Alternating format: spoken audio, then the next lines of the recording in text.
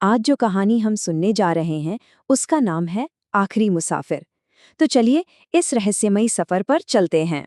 तो कहानी शुरू होती है एक खास वक्त से। रात के ठीक 12:07। ये वो पल होता है जब दिन पूरी तरह खत्म हो चुका होता है और रात अपने सबसे गहरे साए में होती है। और जगह थी शहर का एक सुनसान सा रेलवे स्टेशन, प्लेटफॉर्म नंबर 3। ये उस रात की आखिरी ट्रेन थी। मतलब इसके बाद सुबह तक सिर्फ सन्नाटा। हमारी कहानी का मंच बिल्कुल तैयार था। और माहौल सोचिए, लगातार होती बारिश, पटरियों पर गिरती बूंदों की आवाज और स्टेशन की पीली लाइटें जो बार बार झिलमिला रही थीं। पूरा स्टेशन एकदम वीरान था। एक ऐसा वीराना जो दिल में एक अजीब सा डर भर दे। इस घने सन्नाटे के बीच बस एक परछाई नजर आती है, एक अकेला आदमी। कौन था वो और इस वक्त यहाँ क्या कर रहा था? बस यहीं से कहानी का रहस्य और गहराना शुरू होता है। तो वो आदमी दिखता कैसा था? एक लंबा सा काला कोट पहना हुआ, हाथ में एक पुराना घिसा पिटा सूटकेस। लेकिन जो चीज सबसे ज्यादा ध्यान खींचती थी वो थी उसकी आंखें। उनमें एक अजीब सी बेचैनी थी, एक डर। ऐसा लग रहा था मानो वो किसी मंजिल की तरफ नहीं बल्कि किसी चीज से दूर भाग रहा हो। और अब कहानी प्लेटफॉर्म के सन्नाटे को पीछे छोड़ती है। ट्रेन एक धीमी रफ्तार से आगे बढ़ती है और हमें सीधे डिब्बे के अंदर ले जाती है।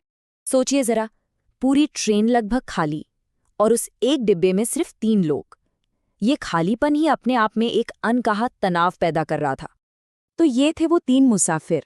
एक बूढ़ी औरत जिसकी गोद में एक छोटा बच्चा सो रहा था, और तीसरा खिड़की के पास बैठा वही अजनबी आदमी जो लगातार बाहर अंधेरे में घूर रहा था।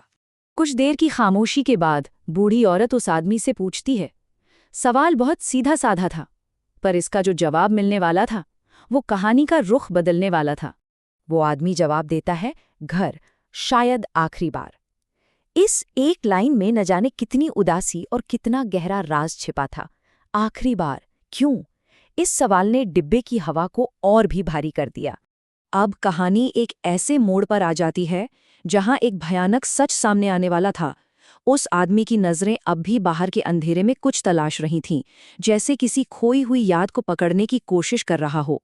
और फिर वो जो कहता है उसे सुनकर जैसे वक्त ही रुक जाता है। वो कहता है, क्योंकि मैं 5 साल पहले मर चुका हूं।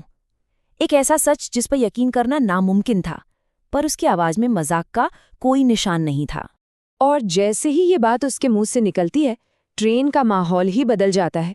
उसकी रफ्तार अचानक तेज हो जाती है और डिब्बे की बत्तियां वो बुरी तरह से झिलमिलाने लगती हैं, मानो जैसे पूरी ट्रेन उस भयानक सच पर अपनी प्रतिक्रिया दे रही हो।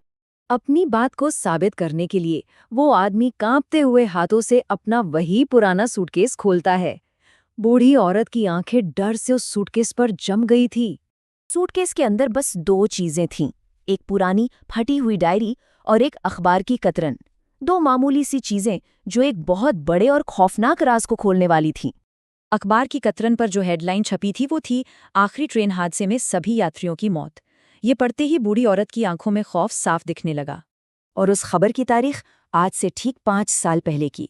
ये वही तारीख थी जिसका जिक्र उस आदमी ने अपनी मौत के बारे में किया था। अब सारी कड़ियां जुड़ रही थीं। सच सामने आते ही बूढ़ी औरत के हाथ बुरी तरह कांपने लगे। उसे एहसास हो गया था कि वो इस डिब्बे में एक खतरनाक राज के साथ कैद हो चुकी है। वो घबराकर अपनी जगह से उठी और सीधा डिब्बे के दरवाजे की तरफ भागी। उसकी एक ही उम्मीद थी, बस किसी भी तरह इस ट्रेन से बाहर निकलना। लेकिन दरवाजा जाम था। उसने पूरी ताकत लगा दी, पर वो टस से मस नहीं हुआ। उसे यकीन हो गया कि वो इस चलते फिरते ताबूत में कैद हो चुकी है। और तभी उस खौफ के बीच एक मासूम सी आवाज गूंजती है। गोद में सो रहा बच्चा अब जाग गया था। उसने अपनी माँ से पूछा, माँ, हम घर कब पहुंचेंगे? इससे पहले कि औरत कुछ समझ पाती, ट्रेन एक अंधेरी सुरंग में घुस जाती है।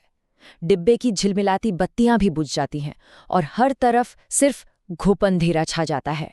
रात बीत गई। अगली सुबह जब स्टेशन मास्टर प्लेटफॉर्म पर पहुंचा तो उसने कुछ ऐसा देखा जिसने उसके होश उड़ा दिए। रात वाली वो आखिरी ट्रेन वहां थी ही नहीं। वो जैसे हवा में ही गायब हो चुकी थी। उसकी जगह गीली पटरियों के बीच बस वो पुराना सूटकेस पड़ा था। कहते हैं उस सूटकेस के अंदर रखी डायरी का आखिरी पन्ना खुला था, जिस पर लिखा था, अगर तुम ये कहानी पढ़ रहे हो तो अगली ट्रेन का इंतजार मत करना। ये एक चेतावनी थी हर उस मुसाफिर के लिए जो स्टेशन पर आखिरी ट्रेन का इंतजार करता है। तो क्या सच में कुछ सफर कभी खत्म नहीं होते?